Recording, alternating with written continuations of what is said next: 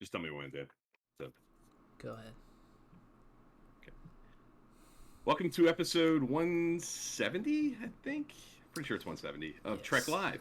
Live. We're joined this week by two very special guests. This is an unusual and this is a prototypical episode of Trek Live. This is the first time we've had four panelists, two guests. Welcome, Jen. Welcome, Caleb. Good to see you both. We're going to be doing an episode fantasy draft for season 4 episodes. We're doing this for a couple of different reasons. This is our 4th year of Trek Live. We hit that a couple weeks ago. So we kind of wanted to do something a little bigger, try to expand our horizons a little bit, get outside our comfort zone, bring a few more people in, do something a little bit more big picture. And this is our first attempt at stepping outside of our comfort zone. So to commemorate that 4-year Trek Live anniversary, we're doing season 4 episodes of Star Trek, all shows that have a season 4. So that's TNG, DS9, Voyager, Enterprise.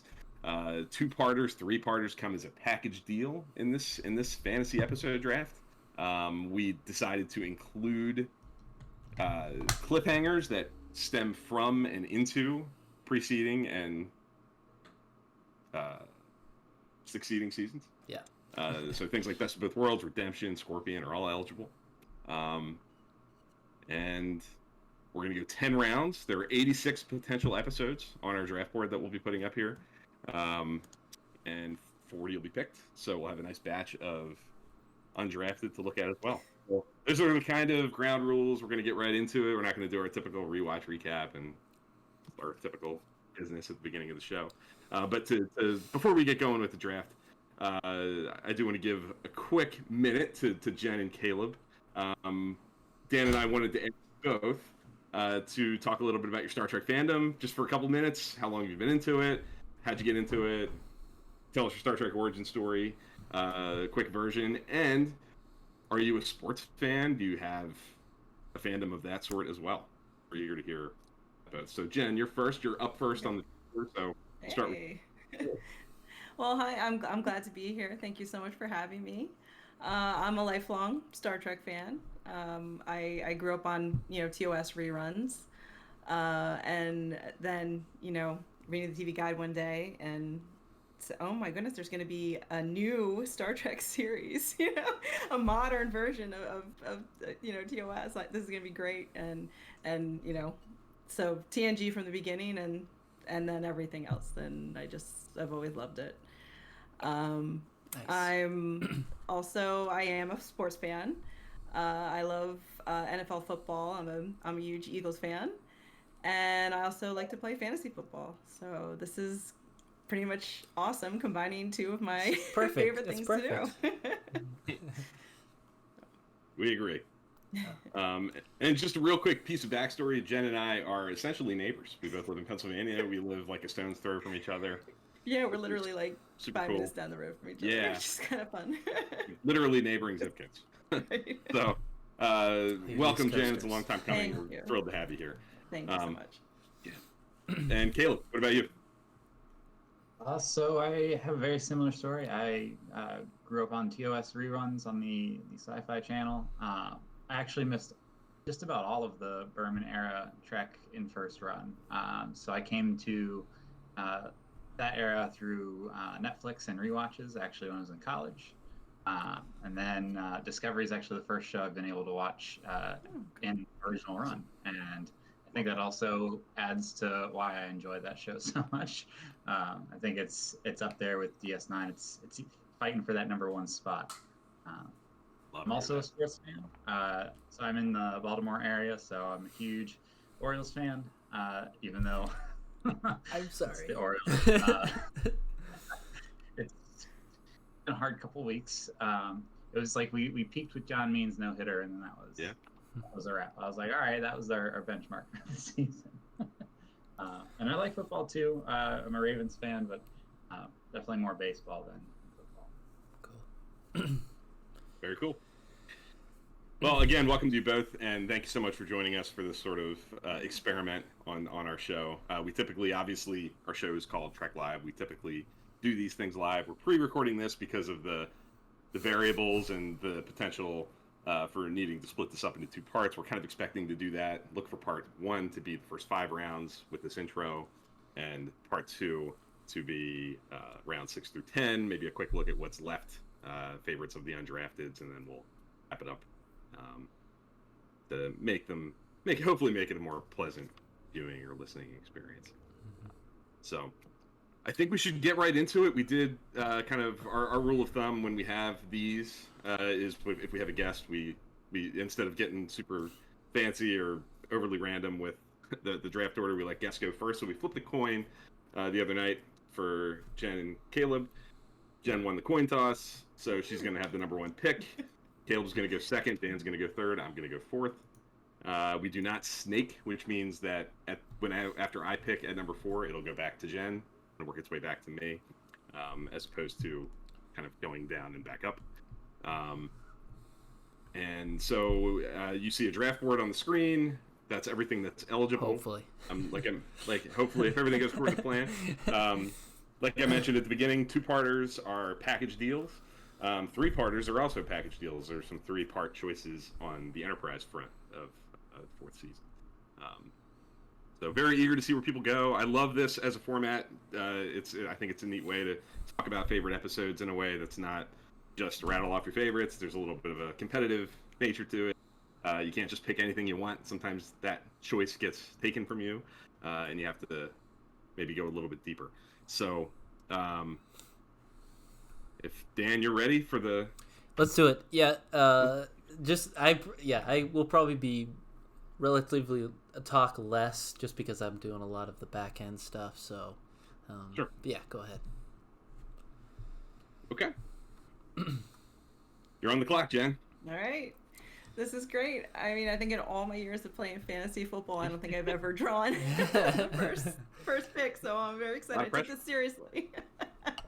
Okay, so with the very first pick of our draft, I am choosing DS9's The Way of the Warrior. Nice. I couldn't let this one not make my team, not make my roster here. It has everything. I mean, it's got action, and it's got Klingons, it's got changelings, it's got the Defiant, it's got intrigue, it's got everything, and I adore it, and it has to be on my roster. So that's number 1. Very cool.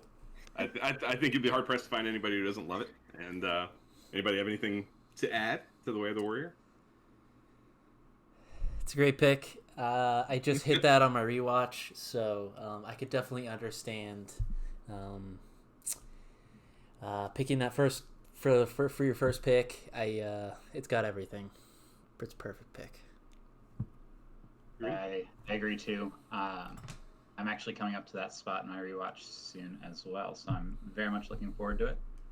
Definitely would have been an early rounder for me as well. Nice. With that being said, you're up, Caleb, with your first round choice, pick number 2. All right. I'm on the fence between 2 picks, but I think I'm gonna go with Voyager: Year of Hell. Wow, awesome. Okay.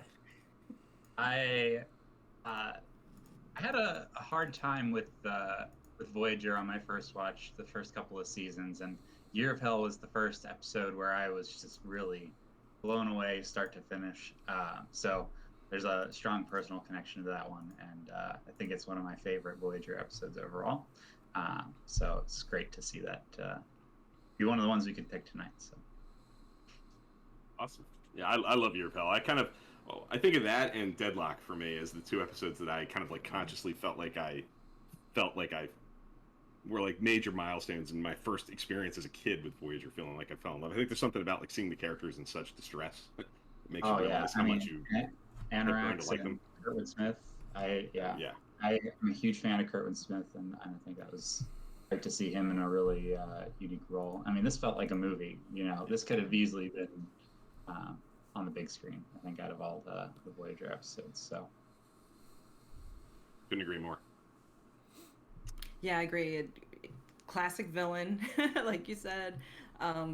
Great action. It's always interesting to see the psychology of our characters when they get put into these extreme situations like this. So even if you know like Tuvok's not going to stay blind, there's going to there's some way they're going to be able to reset this and fix everything. But just seeing how they would react in situations, even if they get reset, I don't care.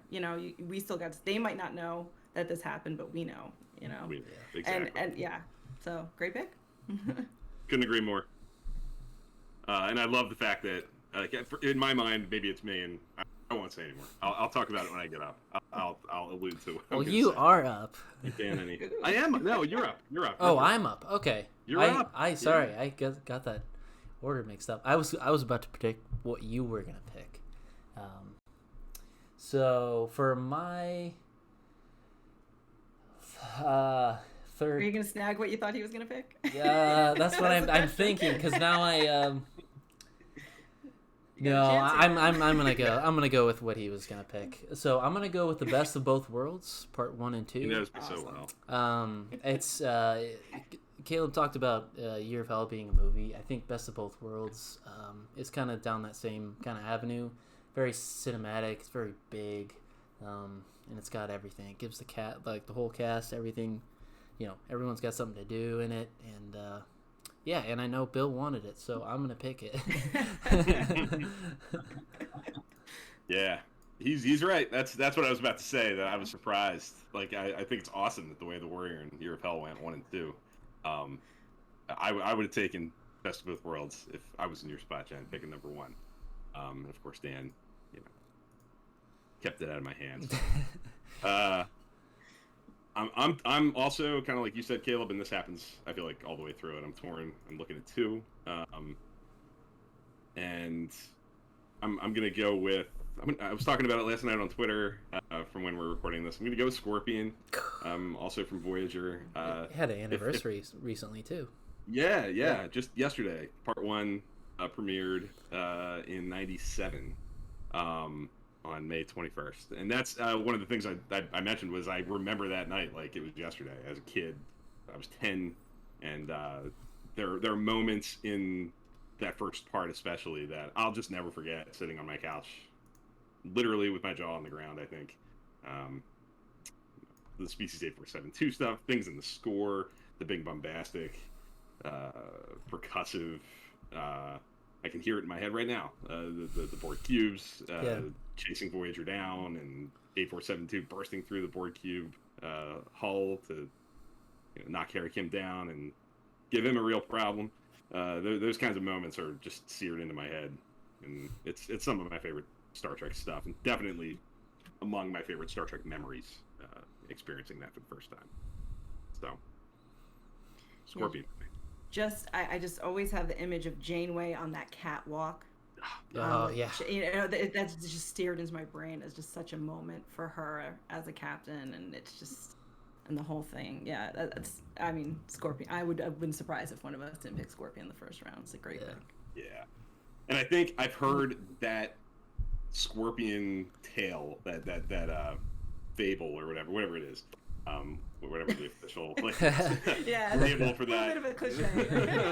It's a little bit of a cliche, and that's the thing. Like that was definitely my first experience with it, though. So now, when I come across like an old movie that they use that, or like an old episode of another TV show that they use it, it immediately it's takes like, you back. Yeah. Scorpion, at least for me, as a 10-year-old kid, one of the benefits of discovering it as a 10-year-old kid is when I watched it, it wasn't cliche for me. It was like, wow, that's like awesome. Chakotay's deep, man. Deep, yeah. So I'm all in on Scorpion for sure. I just also have to mention the cold open. Oh yeah. That it's literally like less than 15 seconds. Yep. And it's one of the best. I call it the baby shoes of cold opens. Just this short little thing that has so much punch. Yeah. It's like, what just did that to the board? I have to know. I have to know now.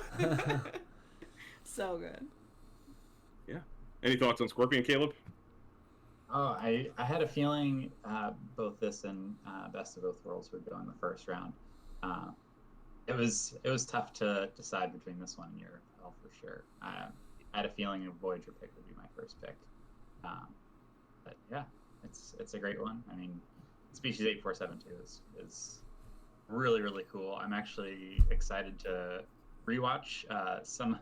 I have a feeling either this or Year of Hell is going to get some of the HD upgrades when we get our documentary. I think they're definitely two candidates we could see some footage for, so it'd be really cool. Yeah, that's a good I point. hope so. Yeah.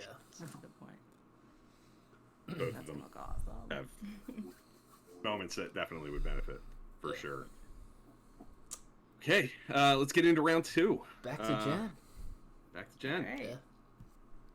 Yeah. All right, so I am... All right. I'm just going to keep rolling with Deep Space Nine Season 4 and just roll right into The Visitor. Oh, great pick. You know, you can't... this is an episode that still makes me cry. You know, I like to watch it around Father's Day, and I'm about due for my rewatch. Yeah. It's coming up, and it makes me cry, and it's just a wonderful piece of not just Star Trek but of television. I think anybody could watch The Visitor and get it, even if they don't have a familiarity with these characters. And it's just you know, it's just a self-contained masterpiece of television. It's awesome. So that's it. That's my pick. Yeah, totally agree. I think the accessibility factor is a big deal. I think anybody who, you know, has a strong relationship with a father or a father figure can find, you know, an emotional component to latch onto with The Visitor. Or doesn't even. Or even you know, doesn't. Yeah, because that's for me. That's like a thing that I like to see about it. You know, because I don't have that, and it's just really, it to me that makes it even more powerful. Yeah. That speaks to the power of it for sure. Yeah. And I think you know, that last little beat with Avery Brooks on the floor of engineering holding Jake is like, to me, that I don't know that Avery Brooks has a better moment in the series. Yeah. It's so genuine, so and good. knowing a little bit about how close Avery Brooks and Sarah Lofton were and are, it's just so genuine and so real. And I think it's an all-time classic. That's the other one that I was toying with Scorpion for sure. It was staring me in the face. And this is another one too that we don't know. Cisco remembers this, but Jake doesn't know what happened. Mm-mm. You know, but Right. Cisco does, and we do. We know. Yeah. Who Jake is from this, and it's going forward. It's even makes his scenes even more powerful too. You know, which I like that. I like when we know things that the characters don't. I guess it's part of the Year of Hell. You know, but it's not a true reset though. It's Because Cisco, the character remembers. Yeah, Cisco still That's remembers, true. and I think that Yeah. adds an element of that just makes it better that it's not a true Right. reset like Year of Hell is. Right. But Jen, I think you just touched on what is like the dividing line for people with the reset button. Like if you are down with being satisfied with, I saw what the characters went through, and I took something away from like knowing where they could go under a different set of circumstances, Right. Yeah. then there's satisfaction there. But some people That's true. I can struggle see. with that. Yeah, I can see some people not digging that.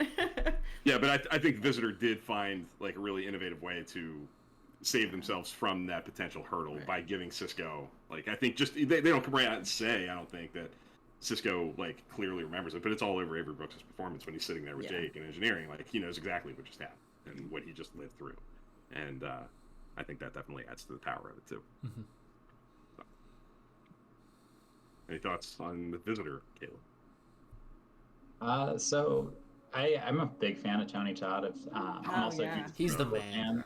So Tony Todd had a pretty great role as one of the villains, I think, in one of the later seasons. And then I ended up watching DS9 after I had watched 24. So when I saw Tony Todd in this, you know, complete 180, totally different character, but he's not to the part. He's not the Candyman here. Yeah. Candyman too. Yeah. Definitely against type for him, but he's amazing. Yeah, he's great. All right, what do you got for round 2, Caleb? All right, round 2. I think I'm gonna go with the Vulcan trilogy, The Forge, Awakening, and Kershara. Okay. Good snag. This one, actually, this is the one I was trying to decide between for first round with that and Year of Hell, but So like I said, another reason I really like this one is because it's changed the meaning of how I view Discovery, actually. So I didn't really like the first season of Discovery all that much on the first watch. And then I did my first Enterprise watch, got through all of this and this entire Vulcan arc, and then rewatching the first season of Discovery. And when you get to Lethe, just like kind of seeing those connections between like all the political turmoil within the Vulcan society at the time. It's cool to see that like extension even 100 years later or whatever. So for that reason, I love this trilogy. I think Scott Bakula does a really great job. I love the whole mind meld thing, and taking on why am I blanking on the name? Sirach, thank you. Yeah. So yeah, I just enjoy this one a lot. Yeah, I've long been a proponent for the sleeper, low key boost that I think the end of Enterprise actually gives the beginning of Discovery. I think they actually like roll into each other fairly well. I think if you watch Demons and Terra Prime and listen to John Paxton's rhetoric, and then go into the Vulcan Hello and Battle of Binary Stars and listen to Takuvma's, they are almost identical. It's very similar. Like, yeah. I like the symmetry of the handoff kind of there, and then yes, I think there are little hints of that Vulcan turmoil and dissent in the Vulcan ranks in episodes like Lethe that kind of pay off things that Enterprise set up, and I loved that they did that. That there are things that make Enterprise even feel more important and big, and so I totally agree. And of course, can't go without saying that a good friend of all of ours, Jim Morehouse of Trek Ranks, is a proud guest star in one of these 3 episodes. Can't beat that. No, that adds to its notoriety for sure. And if we're talking just pure hours of Trek, Caleb's up because he just snagged 3 episodes, or 3 hours. So. Yeah, absolutely. Yeah. And just the fact that we get to see T'Pau again after characters from the original series, and I think that was also a strong point. Yeah, I just love what Enterprise did with the Vulcans. It just gives them just more depth too. That it is a struggle, and the character of T'Pau and the arc that she went through, and the struggle that T'Pau had. I think makes it obviously makes the Vulcans less one-dimensional, but it also, like you said, it does.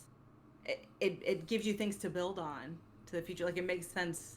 The Vulcan extremists in Discovery, like it's an obvious, this makes sense now. And unfortunately, that kind of extremism, like you said, Takuvma and everything, it's just always relevant. Unfortunately, always. But yeah, at the Vulcan trilogy, love it. Great pick. Yeah, it definitely feels like maybe the peak of Enterprise in terms of like taking advantage of its premise. I feel like it's capitalizing on the prequel idea and on expanding the universe in that sort of retroactive way. I love the way that I think it was Braga at one point talked about, I think it was the Reeve Stevens who were added to the writing staff of novelists for the 4th season, talked about they loved the evolution of the Vulcans because it kind of mirrors what the Klingons do later on. Like we had the benefit of seeing the Klingons kind of evolve from, pure villains in TOS and into a more complicated, sometimes definite ally through the Dominion War and such in the 24th century. And the Vulcans kind of have that same journey. There's a more antagonistic opening to that relationship, and it evolves over time. And I couldn't agree more with that. I think the lazy way out would have been to have, every Vulcan you run into in the 22nd century be like a Spock clone. I think that would have been that would not have been realistic at all in my mind. Right. I love that there were harsh feelings and things to overcome in that relationship. And real quick, I'll just say my sort of thesis for defending Enterprise, like my favorite thing about Enterprise is sort of like the sort of Vulcan and humanity coming together and building this relationship, being the macro version of Archer and T'Pol building this relationship and their trust and loyalty to each other. And I think these 3 episodes really put that on display, the connection that those 2 characters have, the way they kind of speak each other's language and know what each other is going to do. And that evolution has really paid off over the first 3 seasons by this point, and we get to really see that in action. And for an extended period of time, the 3-episode idea really putting them together for the bulk of those 3 hours gets to drive home their relationship, which is a major selling point for the show for me. Yeah. Okay. Agreed. Cool. You're up, Dan. Round 2. So for my second round pick, I'm gonna go with another TNG pick. I'm gonna go with the Drumhead. Ooh. When I hit this in my rewatch, it really kind of came out of left field.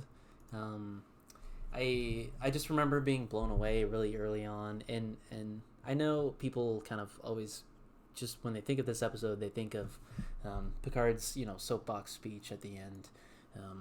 But another thing that I really love about this episode is it's kind of TOS in that there's a trial on the ship that kind of puts the captain or one of our main characters on the hot seat, so to speak, and let them deliver this great kind of speech and let them take over. So, yeah. And also, I mean, it's definitely relevant today.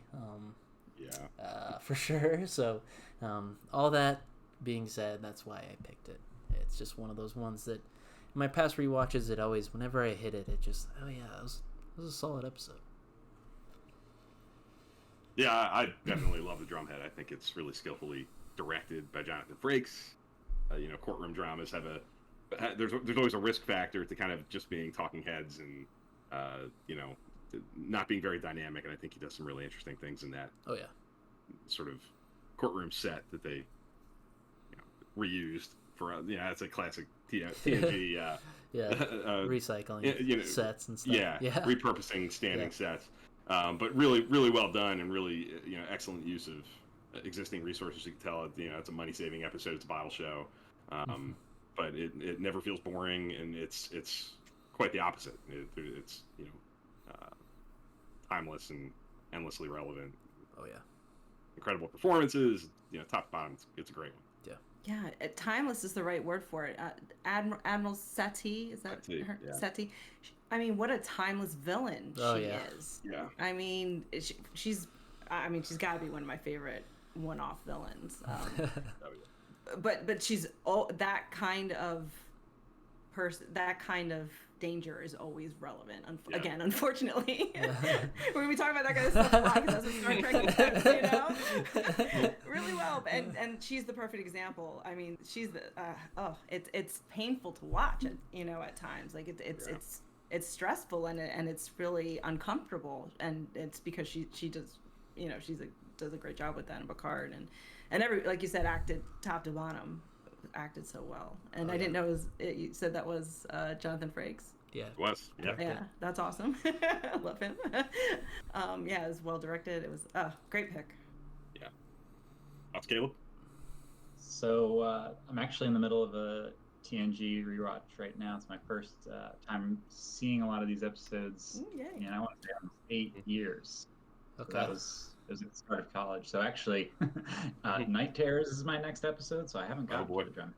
Okay. So I know I'm in for it. Get ready. It's on a lot of people's lists for TNG. So I'm. I just got to get through Night Terrors first. It's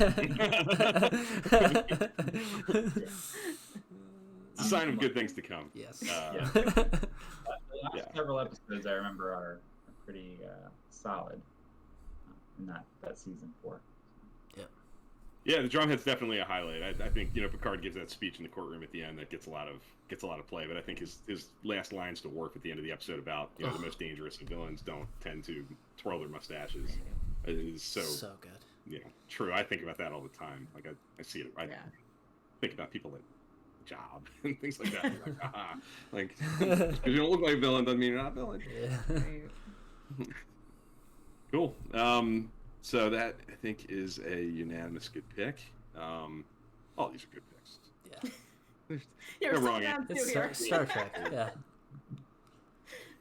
Absolutely. Not hurting for picks until around 8 or 9. No, Yeah. that's definitely the thing with this. Like, you get to a point where it gets really interesting because you're kind of through the heavyweight classics, and it's more into like your mileage may vary kinds of episodes, and I think that's where your taste really gets revealed. So I am gonna go with I'm gonna go with another Voyager for me. I'm gonna go with Living Witness, which is one of my kind of all-time favorites. I love the exploration of how history is consumed and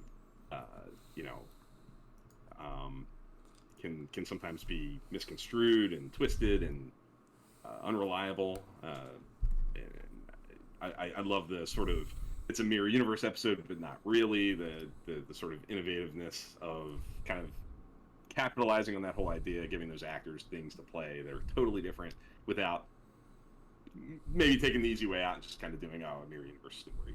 I like seeing those actors get to stretch that way, and it's there's some stressful things in that. Some of the I think of that scene with Janeway in the simulation, executing those leaders and just being like it really. Another one that as a kid, a lot of these episodes I remember first time watching very young and just really being, whoa, heavy stuff. And Voyager sometimes I think kind of gets a bum rap for being, full of action sequences and ship battles and end of episodes and teching their way out of issues. TNG would take a lot of the same criticisms from some folks out there, but episodes like Living Witness are a great counterbalance to kind of highlight against that kind of generalization for Voyager. Living Witness is a smart, rich, deep episode that doesn't lean into action at all. Its best qualities are, in its concept and in its meaty things to think about. Yeah. So it's always been one of my favorites and gets better every time I go back to it. Bill, I was hoping that it would slide to the next round because this was gonna be my next pick. Oh man, it's so good. I love this because this is how the Doctor sees the crew, and he writes the history, or he straightens out the history the way it should be. And I know that it gets how he sees the crew kind of gets. There's a different take later in the later seasons, but this is for me. I think how the Doctor sees how he sees the crew. So. Yeah, that's a great point. It's definitely the better of the two. How does the Doctor view the crew episode? Let's go. Oh, Yes, sure. yes, yes. I just think it's cool that this is sometime in the 3000s, and so I mean I know it's the perspective I guess from the Delta Quadrant, but now that we're past that point and we know there's been a whole temporal war and everything in that time realm, it'll be interesting to see if I'm interested in like some of the Prodigy stuff too, because I feel like there are a lot of ways to kind of reference these. Maybe we'll see one of these civilizations in an earlier time than when the Doctor saw them. So yeah, it's a good episode. I enjoyed it a lot. Maybe we'll see that version of the Doctor. Yeah. Yeah, maybe. Could take him that long to get back to the Alpha Quadrant, and it could happen. Could happen. Maybe He's in has the an shuttle aging somewhere. Subroutine, he didn't turn off his aging subroutine or whatever, and that explains why. Absolutely. He's Bob Picardo's age, and he could do it. It could happen. Star Trek, you can do anything. Exactly. Yeah. All right, let's get into round 3. Round 3. All right. Okay. I am for round 3. Okay, I really want this one. Okay. I'm going back to Enterprise and taking Demons and Terra Prime, Hey. which I just adore. Again, it has everything. That's another the Earth First people, the Terra Prime people. I just think again, I just think that's a really relevant villain who's unfortunately still relevant now. I like the way I like the way they extrapolated that to fit a galaxy, and I think it's really well done. It's another one of those that just has everything. It's got action, it's got heart, it's got horrible sadness. It's another one that I will always cry. Yeah, heartbreak. I'll always cry when Phlox tells them what's gonna happen, and just them as a family, as a little family. Oh gosh, it's I love it. It's got everything. It's a perfect season finale. And that's all I have to say about that. Yeah, I definitely love it. I think it wraps Enterprise up really well. The hopeful, bittersweet, very bitter, heavy on the bitter, on that bittersweet. Last scene with Trip and T'Pol has that little tinge of hope for what's possible with not just their relationship and what they can do, but what humanity and Vulcans can do. And Archer's speech about what Star Trek's all about to kind of top off the show. That era of Star Trek is a showstopper for me too. And yeah, I mean, there are things, especially over these last few years, there were like speeches and lines and that I just watched and go, oh my god, this is like, it's so awful and it's so true. And this was before some of these things were even more prominent as they are now. Some of these ideologies and thoughts and things. So great choice. I love those two episodes. I agree. I think for me, it's the final showdown with Paxton that is just so intense. It definitely, again, me being a 24 fan, Manny Coda was part of the 24 producing crew at some point too. So the kind of pacing you get in this episode, it just it's intense, and they almost didn't make it, and it's just like how close were they to not being able to follow through. Scary for sure. And I love Peter Weller, and I think Bill, we've talked about this, but Peter Weller has the shortest number of episodes, I think, before being asked back on to Star Trek. Just 3 episodes later. That's all. Yep. Good point. Yeah, totally agree. Any thoughts, Dan, on those two? I know you're a fan. Yeah, big fan. It makes a great series finale for sure. Yeah, and I feel like it's an underrated kind of storyline, and I'm not sure why. And maybe it's just underrated in my head and it's not talked about, but yeah, I think it's solid.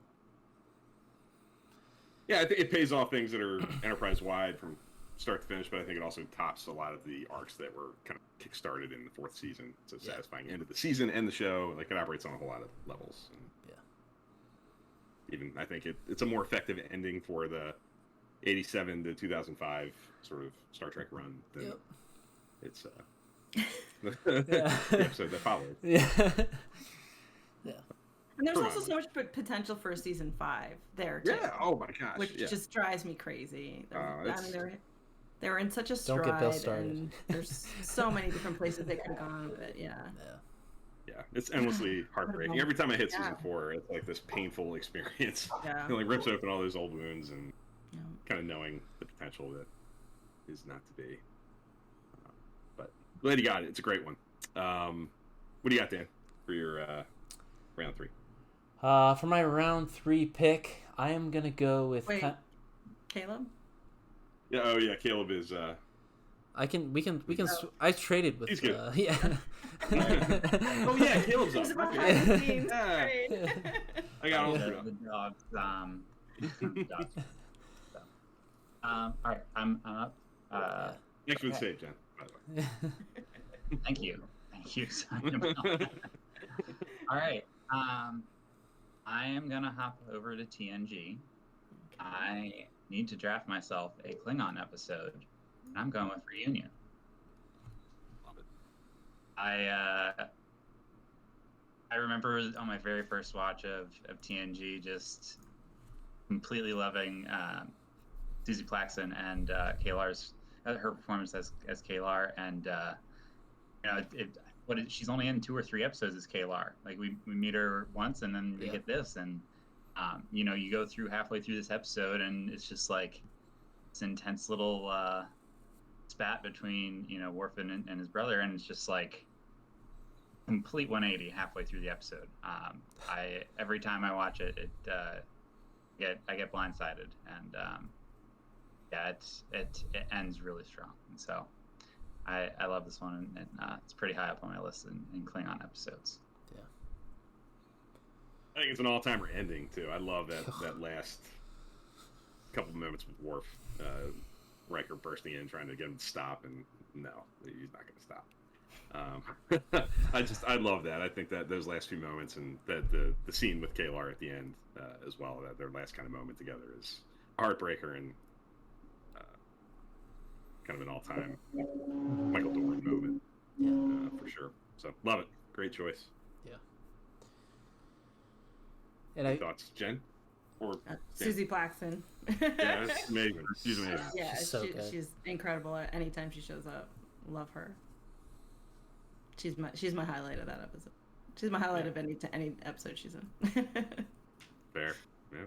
And we get to meet Alexander for the first time, which yeah. Which it's kind of weird seeing him again, later in DS9, and he's more grown up and whatnot. But like, how much time has actually passed here? Because not that many years. Classic TV trope. Nope. Right. He's adorable here, though. When they put the little forehead on the kid. Yeah. It's so cute. What do you think, Dan? I just think that some of the Klingon stuff and some of the stuff with Worf can get kind of be 1 or 2 dimensional, and it's nice to add some layers to his kind of character and kind of give that character maybe a little bit different direction. And again, heartbreaker at the end. So yeah, it's a good pick, good episode.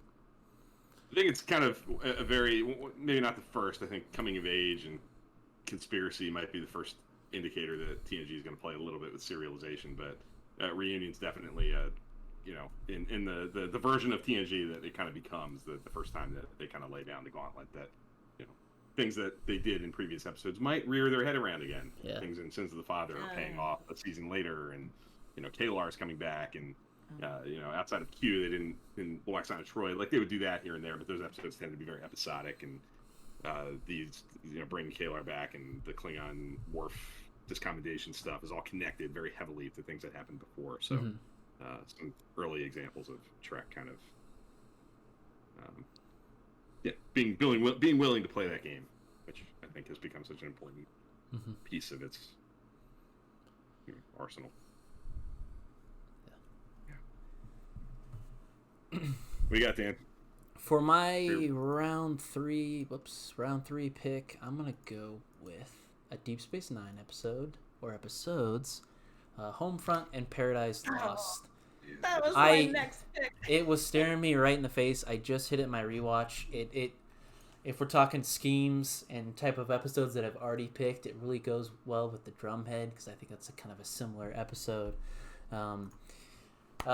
What can I say about this that hasn't been said? It's just so good. It really does everything very well. It gives the cast something to do. It does what Deep Space Nine kind of does well. It plays on Sisko's backstory and going back to his roots and things like that, but him having to really be thrown in the frying pan and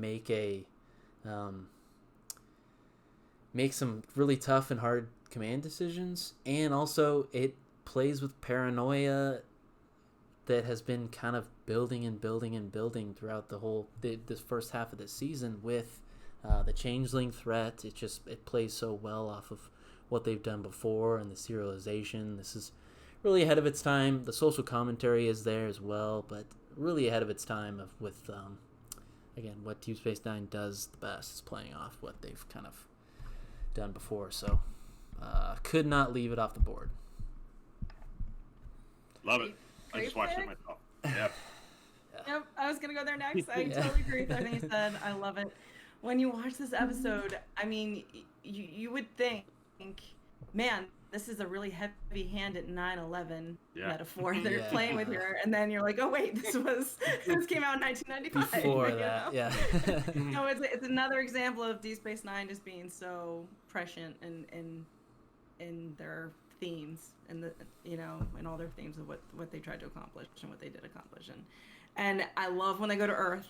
I will, and it's done to such great effect here. Yeah. We get to see how how Starfleet's reacting to this threat, also how the civilians are reacting to this threat. I think Sisko's father is very interesting here, and just not wanting to, give up his liberties, and and not, maybe processing the threat in the same way that someone with Sisko's Starfleet training is processing it. And then of course the internal threat, and it's just, oh my goodness. And then it is scary. The Changeling is that's a very scary villain. Literally anybody you see can be a Changeling. That's where do you go with that? And it's just endlessly fascinating. I could watch it over and over again. It's such a great pick. It really is. I agree. There's a bunch of really good moments in it. Having just rewatched it, it's fresh in front of my mind. There's that great moment where Sisko wants his dad tested, and he cuts himself, and his dad gets like indignant. You thought I was one of them. You're expecting that blood to change. Yeah. Is that blood turning into goo? I love that. I love that a lot, and I love the reveal of all this chaos is caused by 3 changelings on the whole planet. I think that's like a chilling, really creepy idea. And it's a great one. I just, like I said, just having watched it, it's really front of mind, and it's an all timer. Yeah, for sure. What do you think, Caleb? Yeah, it's coming up soon in my rewatch. It was one I thought about. I think just the whole how intense the whole the blood testing and all that gets and carries through for the next several episodes. I mean, there's you keep coming back to that. Like, that's now your surefire way to test, and here we go. And I just finished watching Dia's Cast and Improbable Cause. So just probably 10 episodes prior, for 15 episodes prior, you've got this Romulan that's actually a changeling that's hiding out on board, and it's nope, they're gonna stick with that. There's gonna be more of that, and it's not gonna be so right, that it was a cool callback there that I enjoyed seeing. Yeah couldn't agree more. I probably would have picked it, Dan, if you didn't just do that. I'm gonna go with a TNG. One of my favorites is Family. I feel weird taking it without Best of Both Worlds. Yeah, that seems. But I'm gonna do it. I think it works because it's not. It can stand alone, and it works obviously really well on the heels of the Best of Both Worlds. But I'll be honest, I always come away with it. Whenever I watch it, I feel like I am just as moved and as blown away by Poroshenko's with Worf as I am with the Picard stuff on Earth. Like that hits me like a ton of bricks every time. There's just something about the unconditional love that those 2 adoptive parents feel for Worf, and the way that they're kind of skirting around and just dying to talk to him about this thing that they know is killing him, the discommendation. And I love all of those moments. I think every single one of those scenes are just gold. And then the Picard stuff is real heavyweight Patrick Stewart, throwing haymakers over and over and over again for 45 minutes too. And even the Wesley, like, that feels like an important payoff, like continuing on. Like, I like when the show doesn't sort of forget important components to the characters' backstories. Like, it doesn't take it. I think it's an easy thing to forget about, like with Wesley especially, to kind of move away and not deal with the fact that this is a young kid who lost his dad at a young age, and the fact they even wrap that into this is another winner element to that episode for me. So it's a great one on every level, and not the most pleasant of rewatches. It's not like a fun put your feet up on a Friday night and with cold beer and let's have fun kind of a Star Trek episode necessarily, but it's an impactful one, and it's an emotional one, and it's a great one. Well, the fight in the vineyard's kind of fun. Yeah, in the mud. Rolling around in the mud. Yeah. I love that. Agreed. Okay. Go ahead, Jen. Oh no, I was just gonna say, like, I agree. I like this episode too. I love Worf's dad. He's all the specs and diagrams at home. Yeah. Take the tour of the ship, and he's great, and it's poignant, and I love Renee Picard so much. This episode is one of the best endings of any episode of just him under the tree. Yeah. And oh my gosh, let him dream. Even Robert, who I hate so much, has the line, let him dream. And it's just, I just adore it. So yeah, it's a very, very poignant episode. I love it. True. Robert sitting under the tree looking up at the stars is us. That's the audience. Yes. Like, that's people Imagery. wishing Star Trek was now. Right. Like, that's what we want to be doing. So I love it. Yeah. Great call. To Bill's earlier point, how we were talking about reunion, you finally are starting to get some light serialization, but this one is direct. Like I like how direct it is. It makes sense to go this route immediately after Best of Both Worlds. Actually examining that trauma that he's internalizing and not really figuring out the the best ways to handle it. But and so I'm a big book fan as well too, and so a lot of the post-Nemesis stuff examines Picard's relationship with the Borg, and there are references to his family and things and whatnot, and so I've always loved this episode for that reason too. Awesome.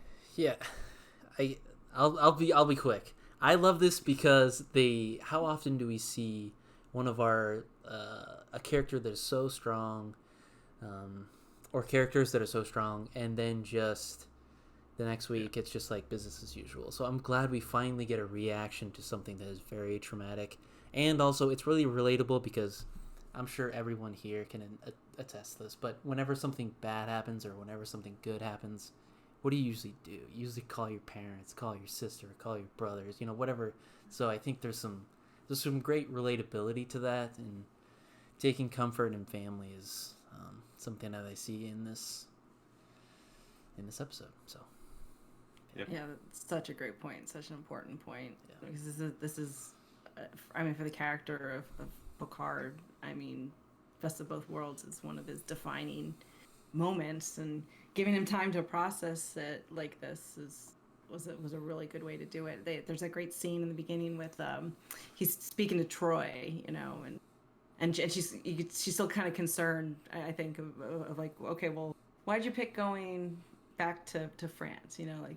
So just instead of just going somewhere to process it, you picked home, like family. That there's a reason you picked that, and so she kind of knows what's up, and just by the end, him breaking down to his brother, who they have, to say the least, a complicated relationship. That being the person that he chooses to open up to, and they have, and they have that moment is just, it just makes that much more, like you said, even just relatable, let alone just an important moment for that character. So good. That's a great point. All true. And the last thing I'll say about it real quick before we move on is I think the fact that they do this, that they don't just, like Dan said, just pack it up and move on, gives added credibility to Picard's dealing with it in First Contact, and even in Picard when he goes back to the Borg cube in the Impossible Box in Star Trek Picard. That continued trauma is given credibility by family's existence, I think. Without that episode, I think there's nothing different than what I just watched today with Tom Paris, like evolving or whatever, evolving in Warp 10, and the next week he's fine. Like all kinds of terrible things happen to people in Star Trek. They forgot the lizard babies. Left them behind. With no parents. No thoughts of them ever again. I would wonder about my lizard babies. That's all I'm saying. Yeah. I wouldn't have left them behind. Me neither. Oh, that's funny. That's another topic. Whole other for another story. time. Yep. All right. All right, let's go into round 4. What do you got, Jen? All right. I am going to lighten the mood a little bit from family and go in a different direction because I need a funny episode on my team here, my roster, and I'm taking our man Cheer, which is probably my favorite holodeck adventure. I love everything about it. I love everybody just hamming it up in these fabulous characters, these fabulous outfits, fabulous accents, ridiculous and fun, and and it's Rom saves the day at the end with a spatula, and it has everything. It's so cool, yeah. And I adore it. I adore everything about it. I adore the character names they have, and it's one of the best holodeck adventures in my opinion. Put yourself in the actor's shoes. You get the script the next week. We're gonna do what? That's just, oh my gosh, I just couldn't imagine that. You get to be a Russian spy in the 60s. Yeah.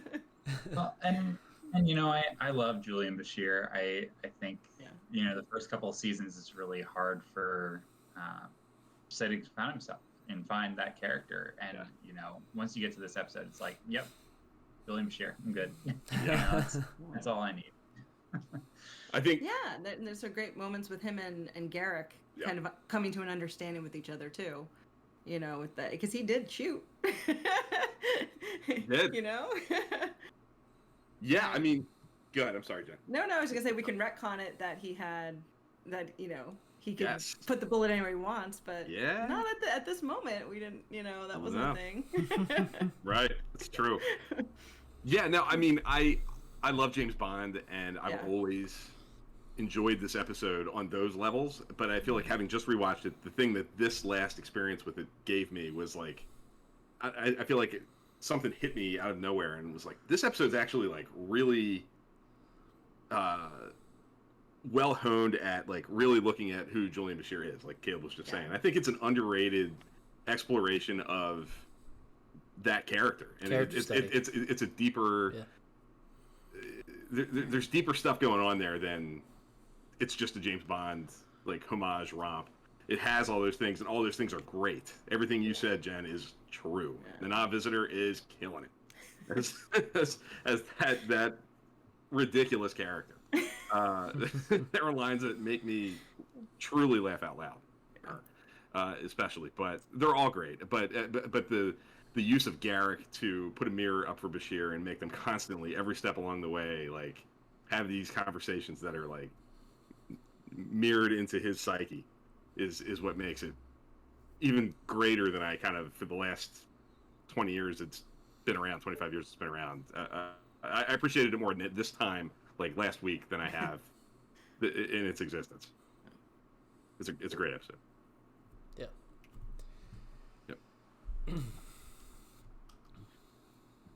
You're up, Caleb. What do you got? All right. Well, that's where it starts to get tough. I had kind of a theme I was going with, but now that Jen wanted to lighten the mood a little bit, I think I have no choice but to follow suit and go with Little Green Men. Oh, nice. The comedies are going. Comedies are going. And I knew Bill was going to be upset about that one. Yeah, it's so good. I can't believe I have gotten around 4 without picking a DS9 pick. But I'm glad it's finally here. I love Renee Auberjonois a lot, and I think this is one of those episodes where, even though it's not a major role, it's more focused on Parkin and Rom, and it's just like, I just love the little moments that Odo brings to the table here, and then just the comedy with them, trying to figure out, they're not like signing, but they're like playing with their earlobes and all. And that makes me laugh every time. It's good comfort food for sure. I love the exchange about the cigarettes. Like, how do they get it? They buy it? What do you mean they buy it? If they're willing to buy that, they'll buy anything. It's so yeah, Quark wants to stay there. Yeah, he's like, I'm just gonna take over the world. He's like, baseball, root beer. What else do you need to know? Yeah. And like, of all the species on Star Trek to fall under the Area 51 The Ferengi guys, right? Yeah. I think Ferengi is probably the best choice. Yeah. The funniest choice, yeah. Yeah. Yeah, I mean, it's when so you good. think of, Little Green Men, if they had been green instead of orange, I mean, it probably would be close to what one would imagine, Mm-hmm. Yeah, it's so funny. It's a great one. It's definitely great. I think it might be my favorite of the Ferengi episodes. Your mileage may vary with a lot of them. I think they're hit and miss. I think on most, by the consensus at least. But I think that's a real success with using those three characters, the Ferengi family. It's a great one.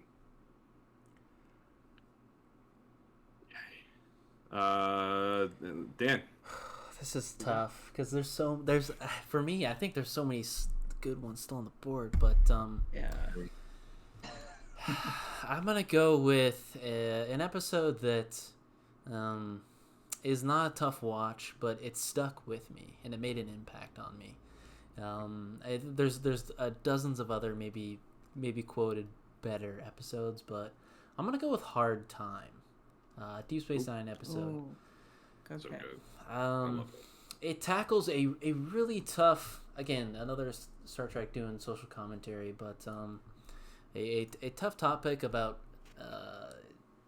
incarceration. Is it rehabilitating or not? And it really does it in a kind of a big big sci-fi kind of concept where O'Brien, he spends a couple hours on just a table, but in his mind and his brain and how he feels it was 15 years or whatever, and him having to kind of assimilate back into his job and his normal. It's so big and very heavy. It is not one of those, like Bill said, it's not one of those episodes where I'm gonna pop this in a Saturday night, enjoy myself, get some popcorn. No, this is like this is a tough watch, but I think it's so impactful because it just stuck with me. So I'm picking it. Yeah, I know this is a really important episode. One of our really best friends, Rob, Trekkie Rob, is one of my favorite people on the planet Earth, and this is a big important episode for him. And he's not alone. It's a great one. I wish there was a kind of similar to what we were just talking about with family and the way that it forces Picard to continue to deal with this. I wish there was a little bit more like follow up to O'Brien dealing with this. Yeah. Like woven into, the following episodes. But it's unbelievable. It's such a showcase for Kalmini and such a strong science fiction concept. Like I feel it checks all the boxes. It's got the social commentary and the real world issue, the sci-fi twist to it to make it Star Trek, and uses its actor as perfectly as you possibly could. And, I think there's a great that the final scene with him and Bashir is such a great payoff for their friendship. It's such a big important moment in their kind of journey as friends. Yeah. So it's a great one. And it's legitimately terrifying Yeah, what happened really. to him. Yeah. And it's the mood just permeates throughout the entire episode. Of the gravity of what happened to him, and the scene where he comes home and Keiko is there, but also Molly running up to Daddy, who she just saw yesterday in her mind, and just thinking about what must be going through his head, this daughter that he thought was now grown adult, and he had given up hope of ever seeing her again, and all of a sudden she's this little 8-year-old, 8-year-old, wherever old she is, child running up and giving him a hug, and that like having that moment for him after this tragedy always sticks with me as one of the most truly terrifying moment and you can see it all over face. Like he's such a good calm meaning, like you said. I mean, he's always. I mean, he's a genius actor, you know. But in that moment, you see it written all over his face, and it's just it's so terrible. Great episode. Yeah, I'm definitely due for a rewatch. But I just wanted to note, in terms of the progression of like the different Miles episodes earlier on in the whole seasons, it's like poor guy gets put through the ringer all the time. I mean, start off with Babel. That's like one of the first. You know, and you go to Visionary, and you know he dies a million times.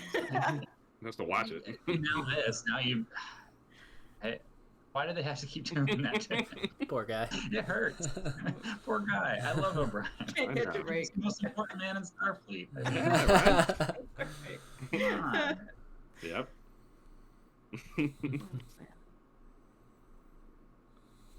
All right, so I'm gonna go with an Enterprise episode. One of my all-time favorites that has again kind of grown on me with every single one. I love watching Dan anticipate, especially when I'm up. He knows what I'm going to do. Before I even say the episode name, it's Observer Effect. It is. I love it. I think it might be my favorite Scott Bakula performance. That scene at the end talking to the Organians so good. About empathy, and that's what makes us human. Like that's such a classic like Star Trek captain speech that I think he didn't get very many opportunities at that pre-season 4. I don't think like those kind of passionate Kirk-esque, Card-esque, defending humanity, defending a choice. Kind of a moment, and in that one, I think he really embodies that, lead character in a Star Trek show archetype, and it's got great character development for Hoshi, who kind of gets lost in the shuffle, I think, in later seasons. Some great stuff in the decon chamber with talking about her time in the academy and unexpected things, and I love that. I love that it's unexpected. It's not just kind of cookie cutter, backstory stuff. It's not something I would have come up with myself, with her kind of getting in trouble and getting suspended or expelled, I think, even, and Archer bringing her back out of kind of exile from Starfleet. I love the concept. I love the use of the Organians kind of being unexpected. There's some really innovative production stuff with it, with like really subtle choices to be able to differentiate the two Organians as they bounce from actor to actor. Yeah. Like the one of them is always in the taller actor of the two in the scene, and one of them is always in the shorter actor of the two. Like some really interesting ways, because sometimes there are different combinations of actors. Like that starts with Travis, and then sometimes it's in it's in endless combinations of people. And not always consistent. So the technical achievement, I think, of an episode that seems so simple on the surface, where there's no guest stars, it's all really on the ship, it's all on standing sets, it's a classic bottle episode, but it really does some innovative stuff with the writing and the directing to keep it moving and make it clear and concise and understandable. And it's a classic kind of Star Trek ethical, moral dilemma at its core too. There's also it's a creepy episode. Like I feel like this could be perfect work with kind of a Halloween-esque. I know there's some other Halloween type of Trek episodes, but this to me is really creepy. Yeah, I agree. Creepy, and just going back to what Bill said, I like the camera work a lot too. For a bottle episode, I think it's probably one of the better, if not best, bottle episode. I love the acorporealness of the Organians in this one compared to what we see in when do we first see them? Is it Aaron of Mercy? Yeah. And there's kind of the argument that Archer makes in defense of humanity at the end. It's a good one. Gets me every time. Yeah, there's some real stakes in this too. Somebody always dies. He says, and it's ominous. And one thing that Enterprise did really well was throwing in those little TOS bones every so often, and just the fact that these are the Organians, like what a great idea, what a great way to bring back that species. And I guess this happens before Errand of Mercy. in the timeline, which is interesting too if you think about it that way, about how their experience here with Archer, led to how they reacted to to Kirk and the Klingons, and it's really interesting, and it is scary too. Like it's creepy, like you said. Like that's creepy is a good word for the whole just vibe of the episode. Yeah. Yeah. The camera work really sells the like things are lurking behind the beyond the corner and unseen sort of things bouncing around. And some creepy things happen too, like when I really like when Phlox sees it's Trip and Hoshi, but they should be passed out because he tranked him up or whatever. And instead it sees aliens talking. Yeah, there's no talking, and these aliens are and it's obvious that they're aliens like right away. And so it's like, oh, so we inhabited these bodies and then we did that, so Phlox would catch up, but that's creepy to see them talking like that on the camera, and it's a little monitor, almost old school, technology too. So it's a really interesting scene, and the way they film it and everything too. It's a cool pick. Thank you. Any other thoughts? Observer fact out there? I don't think so. All right, going to round 5. Yes. Back to Jen. All right. Last round of this part. Okay, I don't have any Voyager on my roster yet. I'm changing that, and I am picking one of my favorite comfort food episodes, The Killing Game. Ooh. Which I love everything about this. I love the role playing, which is fun. The Herodians are this is a creepy premise, and it turns what could be a pretty generic kind of villain into something a little bit more interesting, because hunter villains, like that's kind of a dime a dozen, but them taking this crew and the idea of the holiday into this like role playing, horrible, grotesque, violent game is really fascinating, and I love, again, this is another one. I love the costumes. I love that the acting, and it's just big. It's just it's one that I like to turn on, for like a comfort food watch. Nice. So gotta have it. Great call. I like the Killing Game a lot. I think the big production elements are obviously really memorable. The use of the cast, giving them interesting, fun, different things to do. It's a good one. Any other thoughts? Great, Caleb, Dan? Great pick. Yeah. Great pick. I love the Herodian too. One of the things I think I struggled with the first couple seasons of Voyager, they were just trying to introduce so many species so quickly, but the Herodian is definitely one that like always stuck with me. Like I feel like they are up there in terms of threats for our Voyager crew. Obviously you got the Borg, right? Like that's the big one in Voyager, but Herodians are pretty fierce too, and you're not careful, you can really mess things up a bit. Yeah, they're imposing. Yeah. All right. What do you got, Caleb? This is hard.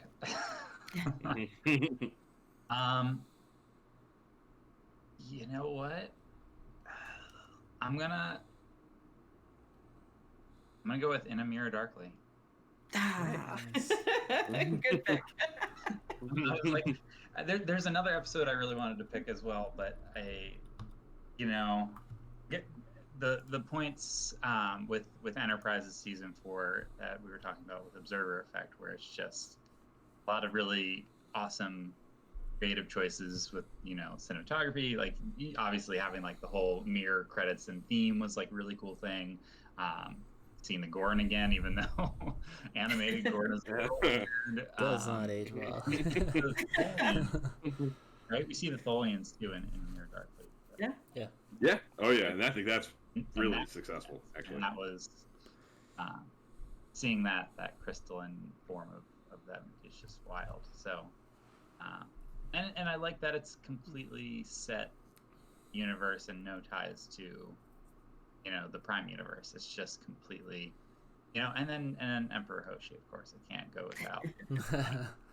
Right. I mean, I'm sure we all have headcanon for ourselves that that Giorgio and Hoshi have some sort of lineage, but that's my wish for the future, is to get a more firmly established link there.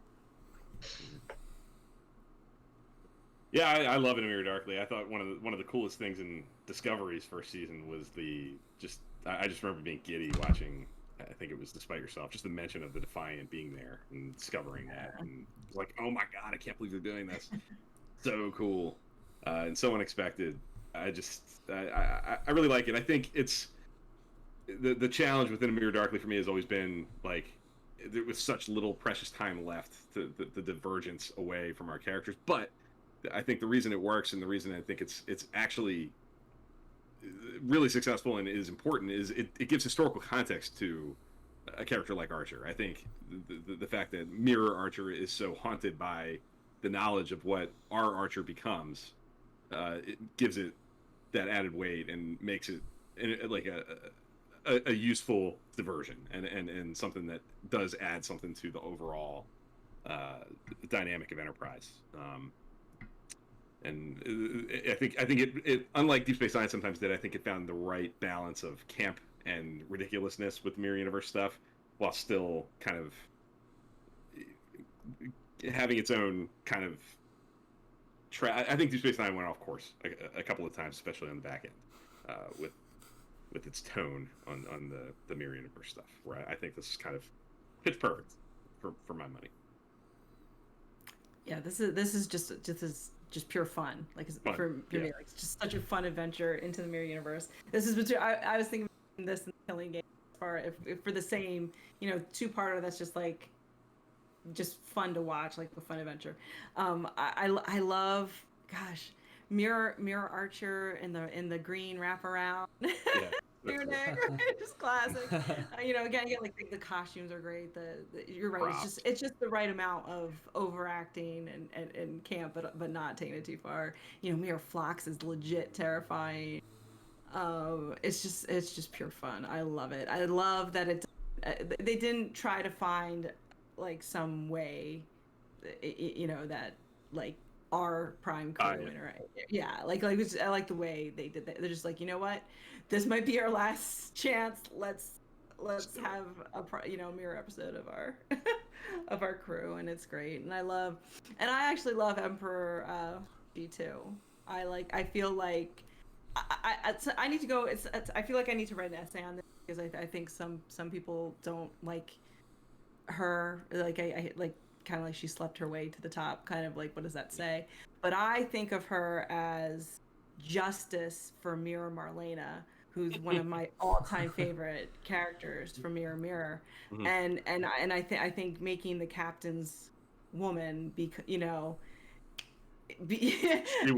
over. Yeah. I think by that, I think what they were trying to do was give justice to that character, who was more than capable of doing the same thing. Yeah. And so when I see Empress Hoshi, whatever title she gives herself, I'm like, yes, yes, you are.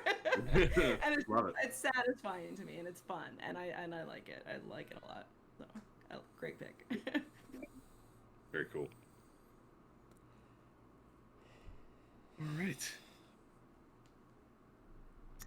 What do you got, Dan? For my fifth and final of this episode, I'm going to go with... I'm surprised this kind of slid. I'm going to go with Starship Down. I know... good pick. I know we've been kind of a lot of us have been... Or Deep Space Nine gets a lot of... gets talked about a lot. But I just think that, again, this episode feels... like the cast has everything to do. I think it's really big for Kira and Cisco in their relationship. I love that. I love the submarine elements of it. Trying to fix a damaged ship. I think that's so Star Trek to me, trying to make something work. And then the stuff with Worf and O'Brien. Again, every element of this episode is just awesome. I don't find, if I'm watching the Worf and O'Brien stuff, I don't wish I was back with another piece of the cast. I don't wish I was with negotiating with a bomb inside the inside the hole with that alien and Quark. It's just really good for my money. So yeah, I think it's really good use of the DS9 cast and really strong action adventure story. Like, I agree. I love the submarine kind of vibes as well. Yeah. What do you guys think? Yeah, a claustrophobic submarine feel, which Yeah. I love that too. It's infinitely rewatchable to me. It's a really good episode. It's a great pick. I'm rusty on this one, so I'm definitely due for a rewatch. Add it to your list, like Yeah. Earmark it. It's a good one for sure. Put a star on it. I am gonna go with the one. That's my guess. That was my guess. Nope. I'm gonna go with TNG's First Contact. I think that is a brilliant episode of Star Trek because of its unique perspective.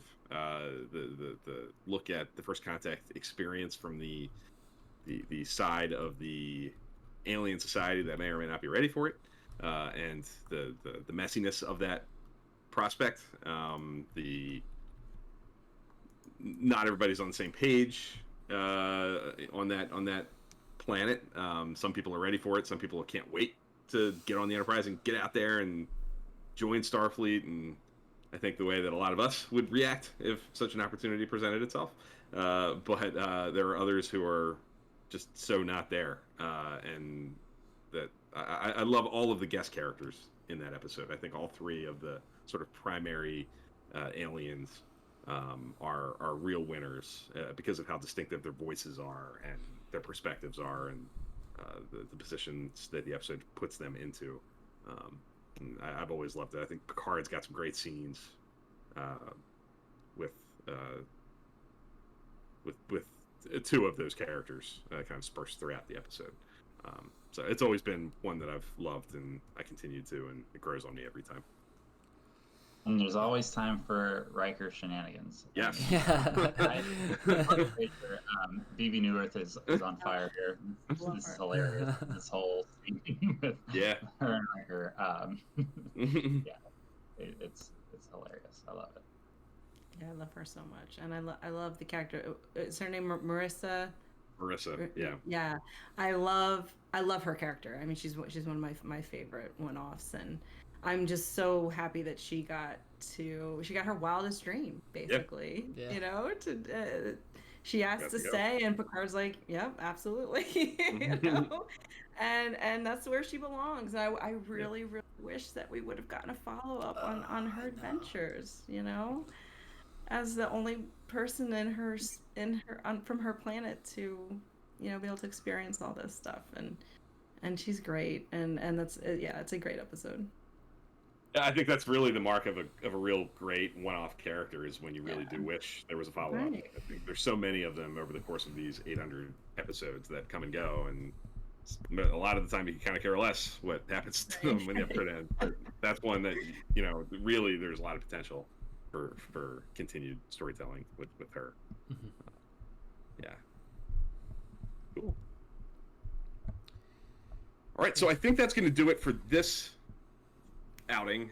We're gonna wrap it up real quick, and we're gonna come back and record more rounds 6 through 10 and wrap this up for a part 2. We're gonna have this be sort of like an NFL draft kind of a situation where there's a night 1 and a night 2, or day 1, day 2. So stay tuned for more of this as we kind of get into the real nitty gritty of. I think a lot of the classics are off the board, so it's going to be interesting to see where everybody goes with what's left. Yeah. I think this is where we really kind of reveal our tastes and what episodes really, you know. Shall we do a quick recap of our 5 picks? Yeah, let's do that. I think that's a good idea. Jen, what are your 5 first, and then we'll kind of go right down the line in order of selection. Okay. So far, I have The Way of the Warrior, The Visitor, Demons in Terra Prime, The Killing Game, Oh, I skipped. I didn't do it in order. That's okay. That's okay. This year. All good. I didn't write it down in order. I'm just like, I've got my board going.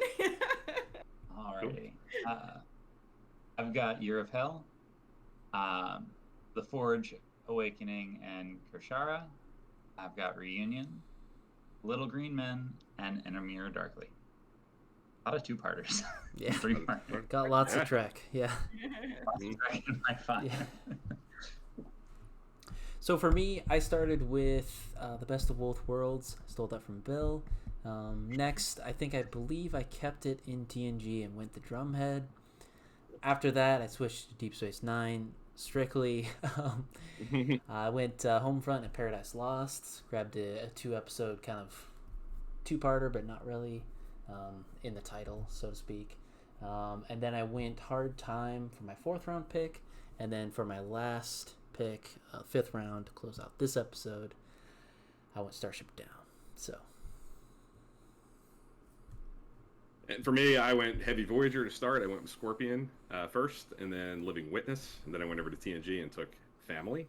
Over to Enterprise for Observer Effect in the 4th round. And back to TNG with First Contact, the episode, not the movie, in the 5th round. Nice. Cool. So that'll do it for this episode of Trek Live. We will be back with more of the Season 4 episode Fantasy Draft with Jenn and Caleb. And we'll see you then. Yep. You guys know the drill. The discussion doesn't have to stop here. Thank you get the guest host for coming in and picking these. And yeah, the discussion does not have to stop here. Come over to Twitter, Discord. Let us know your first 5-round picks.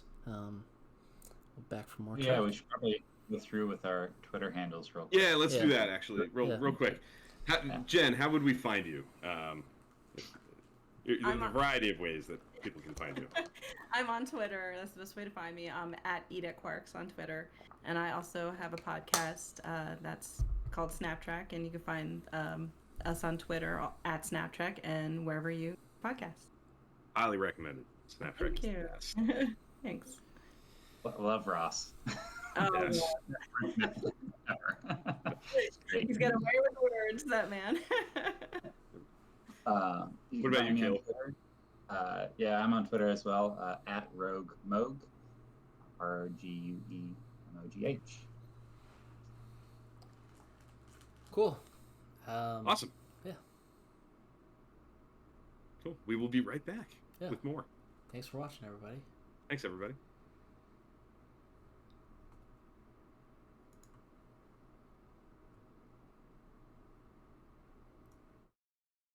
I guess